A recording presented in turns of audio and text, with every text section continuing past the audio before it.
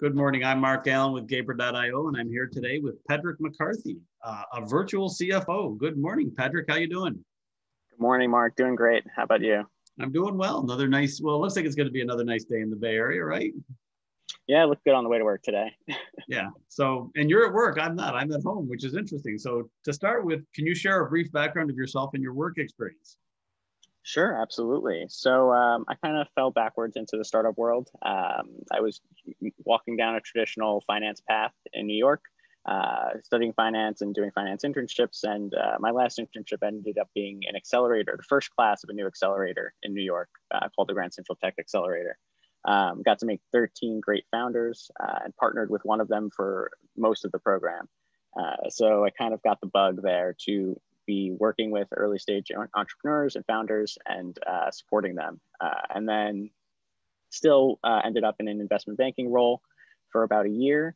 And then one of those founders called me up and said, "Hey, I want to work with you. I don't know what the role is, how much we can pay you, but I want to figure it out." So I typed into Google how to quit a job because I'd never done that before. And then I quit that day. I gave my 2 weeks notice. I'm not mean, but gave my notice and jumped into the startup world, and I haven't looked back since. I spent about 5 years at Spoken Layer, was the name of that startup. It started me and the founder at his parents' kitchen table, through about 25 employees, $10 million in revenue, $10 million raised from venture capital, and lots of peaks and troughs along that journey. And then at the beginning of 2020, I transitioned into this West Coast GM role at Revivin to help build up this West Coast facility. And now I'm actually transitioning out of that role back towards kind of what I discovered I love, which is helping early stage entrepreneurs as a virtual CFO. Very interesting background. So it sounds like you've been in New York and now in the Bay Area. So what's been your experience with remote employment? Does Revivin allow remote employment? And what you said, Spoken Layer was the name of the company? Did they? Yeah. So Spoken Layer actually had a fairly flexible policy even before COVID, because the company, Spoken Layer's business was we ran a B2B SaaS platform that allowed publishers to create podcasts from their written content. And the way we did that is we had a network of voice actors actually voice the content. So it sounded human and original and not like a robot reading out the news to you. And all of those, we never met any of those voice actors. They were always remote. So we were managing a 250 person remote team for a long time before COVID. So team members who were on the core team also had some flexibility. They could work from home a day or two a week if they felt they wanted to. So we had a very flexible policy going forward. Revivin is a more in-person. You can see I'm in a facility right now, a warehouse right now. It's a more traditional warehouse-driven business. We have an e-commerce hand. So we did everything in our power to keep the lights on during COVID, which meant basically everyone who worked in the office stayed home. Everyone who worked in the warehouse, we actually had to lay off a bunch of people, unfortunately. And we basically ran a skeleton crew through COVID to maintain the warehouse operations. Wow, that's really interesting. So what do you think is the future of remote employment now that you've experienced both, and what do you think can be done differently to make it more effective? Yeah, I think there's a long tail of types of work that won't be able to be done remote until there's better tools. And I think everyone is right now figuring out what type of work can and can't be done remote, and what type of people can and can't work remote. So I think we're going to see basically what I feel like is that this accelerated people's thoughts on remote employment in many different directions. I don't think it's black or white, like no remote or full remote.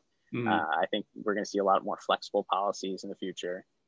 A lot of thought put into burnout and how employees are tracked. And I think there's going to be a deeper focus on the employee overall, which I think is good for everyone overall. Yeah, no, I think that's a positive thing. And interestingly, from the CFO perspective, I mean, obviously, maintaining an office is a very expensive part of the balance, the budget.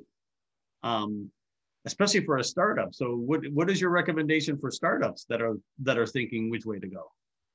Yeah, I think you got to hack it. However you can hack it. Honestly, if you're a startup right now who's got 5 to 10 employees and looking for your first space, this is probably the best time to look for a space. Mm-hmm.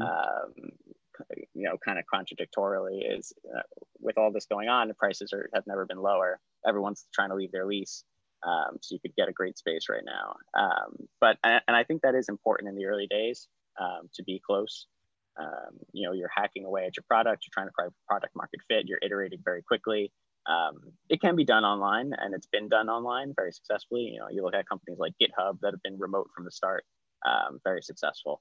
But I think it's going to be critical in those early days to find a space, and you can look outside of the New York and Bay Areas now and find much cheaper space that's welcoming to entrepreneurs.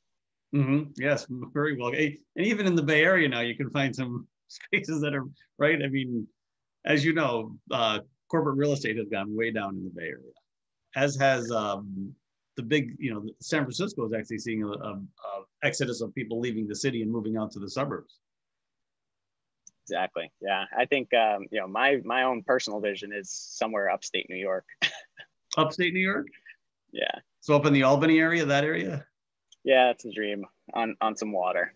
So, and with the work I'm doing now, I think I can make it happen eventually. Yeah, right up on the Hudson, right? Yep. Yeah, I know. I've been there many times. So the pandemic caused everybody to go remote in March, and it sounds like you had just started at Reviving. So, I mean, what challenges and roadblocks did that cause that no one really expected, especially since you run a warehouse? Yeah. My onboarding was difficult, to say the least. Obviously, a lot changing in the world all at the same time. Stay-at-home orders. We actually were able to come into the office through the stay-at-home orders because we recycle. We're a recycler and we're considered essential, which was we got very lucky there because that was step one to keeping the warehouse running is actually being able to go in. So I was able to complete my onboarding under that, under the stay-at-home order, which was great because it really, we were super safe. It was 4 people in a massive warehouse. So, able to keep social distance. We wiped down the desks every day. It added quite a few layers of process onto what would have been otherwise a pretty straightforward onboarding, but we were able to work through it and make it work. And I think if it were remote, it probably wouldn't have been possible for that specific job. My role probably would have been delayed. Really? And you still go into the office every day? Still go in every day. We're on the West Coast warehouse. We're just 3 guys in 2,600 square feet. So got lots of room to move around. Very interesting. So the other thing, there are companies like Gaper that help develop, build, and scale products. From the CFO perspective, how do you see that going forward for startups or actually companies past the startup stage that need to hire, quality people, and they need to hire them in a hurry?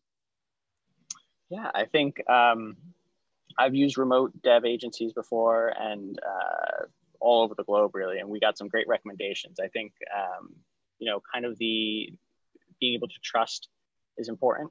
I think having that trust that not only can they build the thing you're asking for, but that, all the legal is aligned and the contracts are all up to date and tidy. We got a great recommendation from one of our board members at Spoken Layer under agency he had used at Aetna. So we knew they were up to snuff. But I think that's important. Yeah, well, good. Well, Patrick, I want to thank you for your time today. Good luck in your move to New York City. As you know, it will be cold there when you get there. Yeah, I'm looking forward to it. Thanks again, Mark. And just out of curiosity, will you be there for New Year's Eve? I will not. I'll be late. Okay. And they're not, I don't think they're going to have New Year's Eve in Times Square anyway. So who knows? Yeah, who knows at this point. So, all right. Well, have a great day. You too, Mark.